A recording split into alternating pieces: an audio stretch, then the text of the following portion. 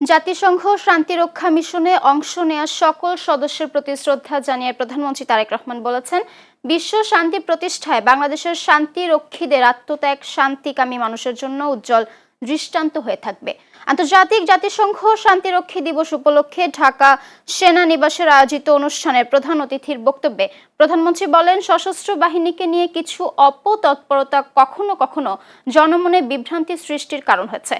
বাহিনীর ইমেজ এবং ঐক্য বিনষ্টের তৎপরতাও চালানো হয়েছে, তবে এসব চক্রান্ত বারবার নস্যাৎ হয়েছে। শাফিউদ্দিন আহমেদের প্রতিবেদনে থাকছে বিস্তারিত। জাতিসংঘ শান্তিরক্ষী বাহিনীর সদস্য হিসেবে দায়িত্ব পালন করতে গিয়ে 1988 সাল থেকে এ পর্যন্ত বাংলাদেশের 175 জন শান্তিরক্ষী শহীদ হয়েছেন বলে জানিয়েছেন প্রধানমন্ত্রী তারেক রহমান।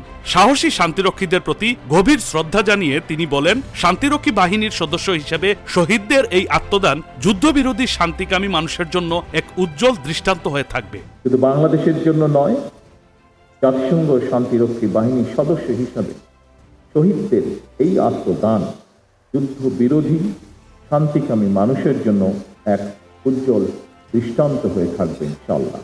সকালে আন্তর্জাতিক জাতিসংঘ শান্তিরক্ষী দিবস উপলক্ষে ঢাকা সেনানিবাসের সেনাকুঞ্জে আয়োজিত অনুষ্ঠানে প্রধান অতিথির বক্তব্যে প্রধানমন্ত্রী বলেন, পুরুষের পাশাপাশি বাংলাদেশের 11% নারী সদস্য সাহসের সঙ্গে যুদ্ধ বিধ্বস্ত এলাকায় শান্তি প্রতিষ্ঠায় সক্রিয়ভাবে দায়িত্ব পালন করছেন। আগামী দিনগুলোতেও এই ধারা অব্যাহত থাকবে উল্লেখ করে তিনি জানান, অতীতে বিভিন্ন সময়ে সশস্ত্র বাহিনীর ইমেজ এবং ঐক্য বিনষ্টের তৎপরতা চালানো হয়েছে।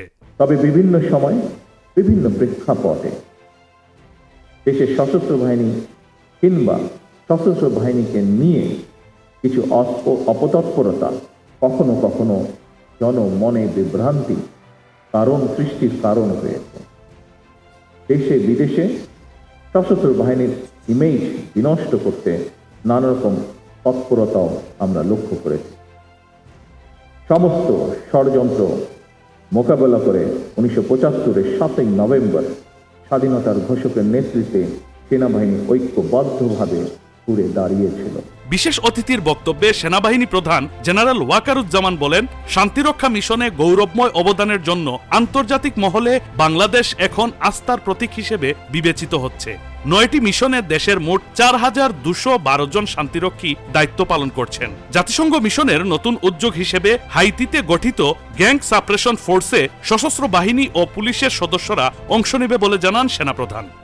বিশ্ব শান্তি প্রতিষ্ঠায় বাংলাদেশ আজ একটা স্বীকৃত এবং অত্যন্ত গ্রহণযোগ্য নাম। জাতিসংঘের আহ্বানে সাড়া দিয়ে বাংলাদেশ 1988 সাল থেকে বিশ্ব শান্তি প্রতিষ্ঠায় সক্রিয়ভাবে অংশগ্রহণ করে আসছে।